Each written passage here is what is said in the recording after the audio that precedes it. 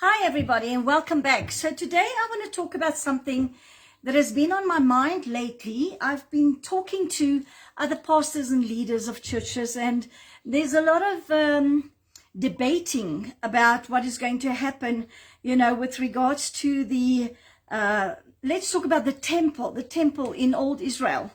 Of course, that there were two temples. The second temple was destroyed, you should know by now. The second temple was destroyed by the Romans in 70 after Christ, and the Sanhedrin today believes that the rebuilding of a temple, the rebuilding of a third temple, and the assembly of the Jews must take place before the Messiah comes.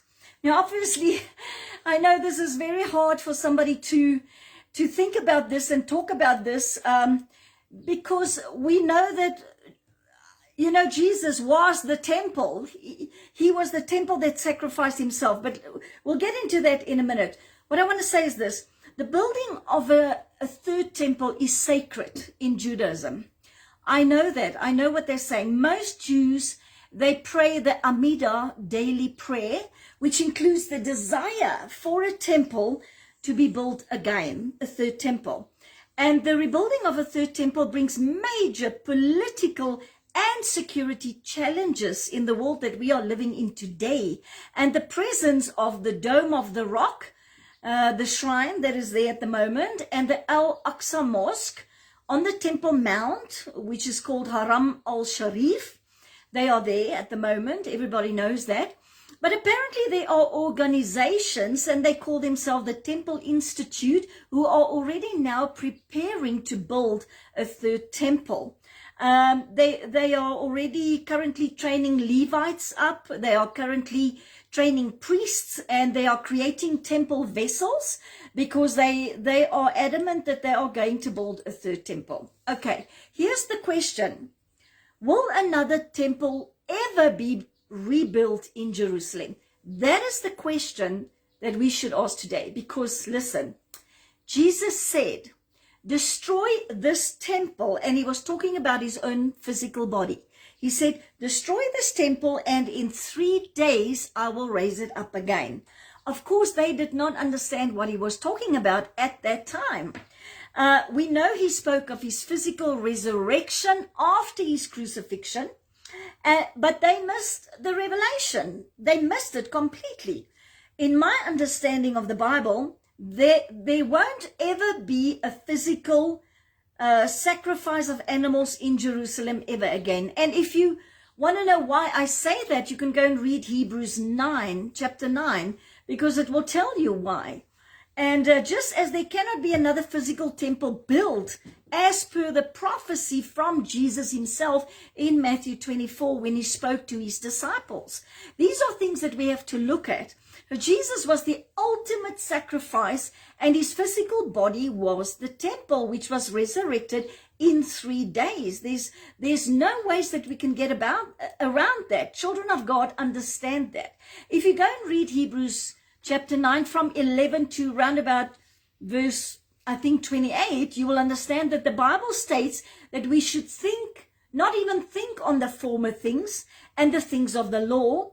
Just like Moses used blood for the sprinkling of the people and the temple vessels, so also did Jesus give his blood sacrifice on the cross for the sprinkling and the cleansing of our sins on the cross once and for all. It's not going to happen again. Jesus won't ever be crucified again. And those of them that are still waiting for the Messiah, you know what? The Bible talks about a near coming and a far coming. Jesus already had the near coming experience. He was here. He came near to us on the earth when he came. The far coming that the Gospels are talking about is when he will return a second time. Well, obviously there's more than a second time, but I don't have time to go into that now. But the appointed time already came, says verse 11, when Christ appeared as a high priest of better things that have come. Now, Jesus found secure and complete redemption, everlasting release for us in the Holy of Holies, according to verse 12, where Jesus offered himself as an unblemished sacrifice to God to purify us from dead works. That is verse 14 in chapter 9. Therefore Christ is the negotiator and the mediator of an entirely new agreement, a new testament. Since his death rescues and delivers and redeems us from our transgressions. That's verse 15 in that chapter. Jesus died, and this new agreement came into fulfillment through his blood. That's verse 16. You can go and read the whole chapter there. It's actually an amazing chapter. Now, without the shedding of the blood in the old times, through the blood of goats and sheep and stuff like that, there was no remission of sins because they had to use blood. Now, Jesus came and he gave himself.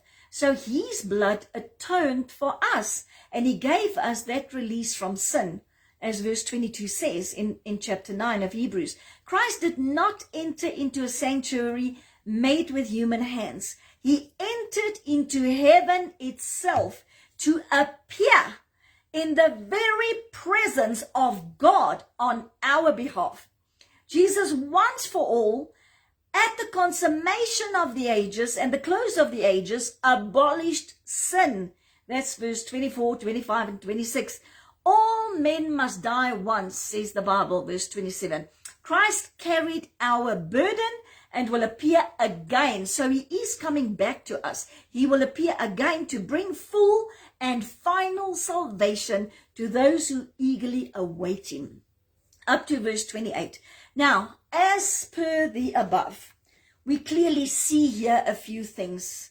Let me just scroll here. We see that Jesus was the temple that was slain for us. His physical body had to be slain. He had to pay the price for us. And therefore, there cannot ever be another physical temple. Because then what he did was for null. It was for nothing. Neither can there ever be any another sacrifice through shedding of blood. For this reason, there should not be a third temple built in Jerusalem, since this will render Jesus' sacrifice null and void if they go back to offering the blood of bulls and goats and sheep and whatever they did at those times. Even doves, they shed the blood. Also, remember, God said this temple should never be rebuilt again, and neither should they even think of the former way of doing things, like the sprinkling of blood from goats and sheep and stuff like that. Now, if we have a look at that, you must remember that there's a reason why he said that, because Jesus already died once and for all. Listen, he paid the price for you. Whatever you're doing today, whatever sin you have committed last night, whatever you thought of doing, whatever bad thoughts you have, whatever you think, oh God, I did it again. Listen, he already paid the price for you. Nothing you're going to say or do is going to change that. The sin that you are going to do in 2 years from now, he already paid the price for that. He's God. Do you not think that he knows what you're going to do in 2 years from now? Believe me, he knows. And he's paid the price for that already. You need to believe that he did that. You need to believe that he gave himself for you. You need to understand what it is that he did there on that cross that day. You need to understand the revelation of the blood that was shed, and the reason why when they speared him, there was blood and water coming from his side. Well, I'm not going to go into that right now, because I gave the revelation in my book called The Bread of Life, that is on Amazon and Kindle. You can go and find it there and buy the copy if you want it. I've got 2 or 3 copies in my office still. If you want a hard copy, you can order one from us. But remember, he died for you. Everything you've done before can be forgotten. It's over. It's gone. He paid the price for you. He paid on your behalf so that you don't have to go and, people don't have to point a finger at you and say, oh, you did this and you did that. Because once Jesus has forgiven you, once the Son of God, Jesus Christ, once he has set you free, you are free indeed.